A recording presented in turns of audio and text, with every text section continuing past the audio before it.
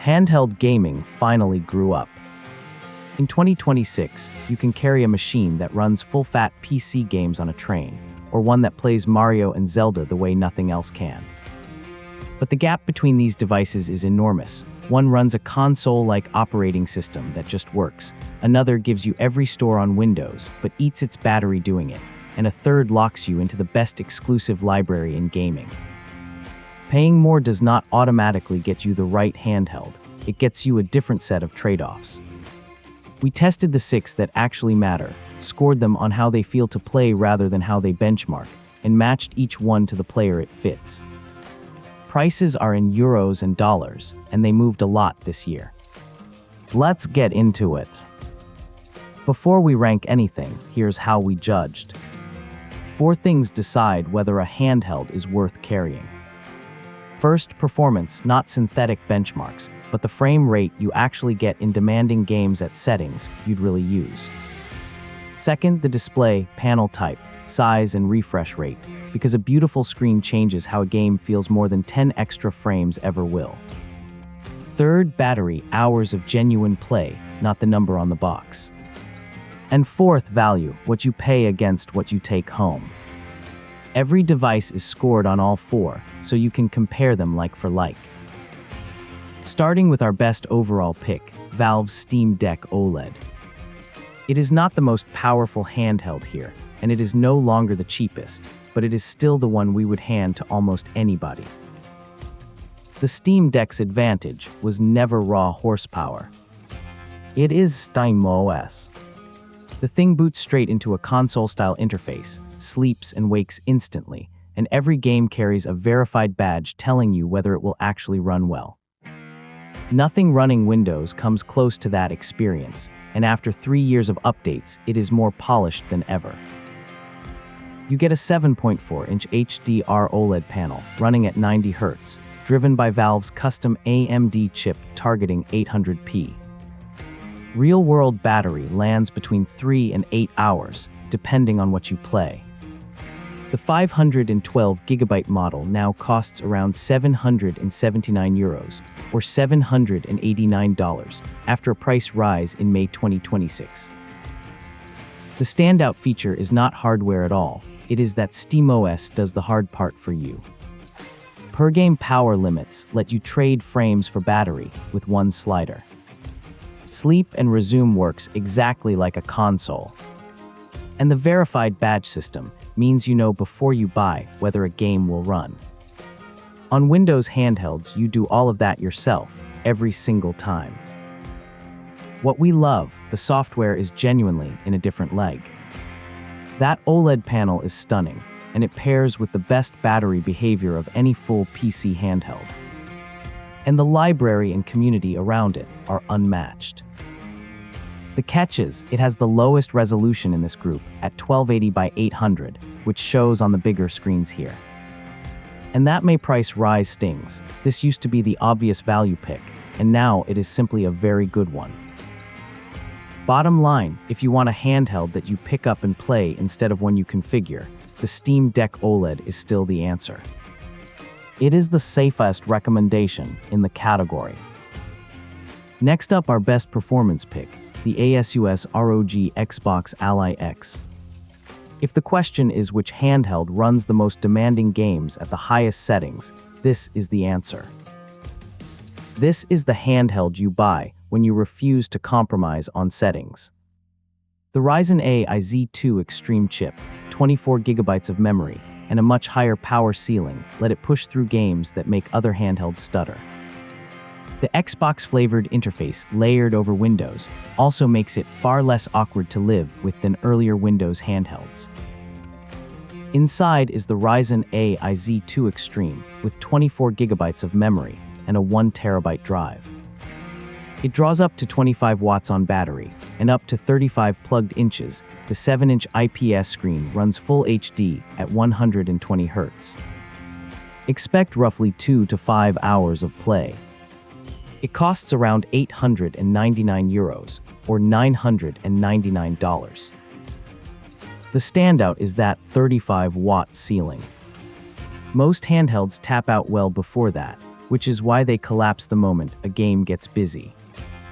The Ally X keeps pushing, so the heavy scenes that turn other devices into a slideshow stay playable. Plugged in, it stops feeling like a handheld and starts feeling like a small gaming laptop. What we love, it is comfortably the fastest device in this guide for demanding games. Full Windows means every store works: Steam, Epic, Game Pass, all of it. And the grips are superb. For a big handheld, it is remarkably comfortable. The catch is, Windows on a handheld is still Windows. You will meet update prompts and awkward menus that SteamOS users never see. And when you actually use all that power, the battery empties quickly. Bottom line, if frame rates come first and you want every store on one device, the Xbox Ally X is the most capable handheld you can buy. Just keep a charger nearby. In third, our best exclusives pick, the Nintendo Switch 2. It is the least powerful device in this guide, and for a huge number of players, it is still the only one that matters. You cannot benchmark your way out of this one. Mario, Zelda, Pokémon, Smash, and Mario Kart do not run on a Steam Deck, and they never will. The Switch 2 fixed almost every complaint about the original: a bigger, brighter screen, far more performance, and proper online play, while keeping the trick nobody has matched. Drop it in the dock, and it is a TV console in about a second. The screen is a 7.9-inch LCD running full HD at 120 Hz with HDR. A custom NVIDIA chip with DLSS-style upscaling does the heavy lifting. Battery runs roughly 2 to 6.5 hours, depending on the game. It costs around €469 or $449, the cheapest device here. The standout is still the hybrid trick. Slide it into the dock and your game is on the television. Same save, same instant. The PC handhelds can technically do this, but it involves cables, resolutions, and launcher menus. On the Switch 2, it takes 1 second and a click, and that is why it ends up being the console families actually use. What we love, the exclusives are genuinely irreplaceable. No other machine plays them. The docking experience is still the best in gaming. And it is the cheapest way into all of it. The catch is, it is a closed platform. No Steam sales, no Game Pass, no mods, no emulation. And on pure horsepower, it sits well behind the PC handhelds in this guide. Bottom line, if Nintendo games matter to you, or you want a handheld the whole family will actually pick up, the Switch 2 is not a compromise, it is the point. In fourth, our best screen pick, the Lenovo Legion Go 2. If you have ever thought handheld screens were too small, this is the fix. Lenovo went the opposite direction to everyone else. Instead of shrinking the device, they gave it an enormous 8.8-inch OLED panel and built the handheld around it. The result is closer to a portable gaming tablet than a Switch, and games look genuinely spectacular on it, provided you have the space and the arms for it. That panel is 8.8 inches, OLED, at 1920 by 1200, with a variable refresh rate reaching 144 Hz. Performance sits in Ryzen Z2 Extreme territory, close to the Ally X, with 32 GB of memory and a 1 TB drive behind a 74 Wh battery. Battery life is the trade-off at roughly 2 to 4.5 hours. That configuration costs around €1,349 or dollars. The standout is obvious the moment you turn it on. This is the largest and fastest screen in handheld gaming, OLED black levels, a proper high resolution, and a variable refresh rate that scales from 30 all the way to 144 Hz. Games that look merely good elsewhere look genuinely cinematic here, and once you have played on it, 7-inch screens feel cramped. What we love, the display is simply the best in the category, and it is not close. The detachable controllers add real flexibility.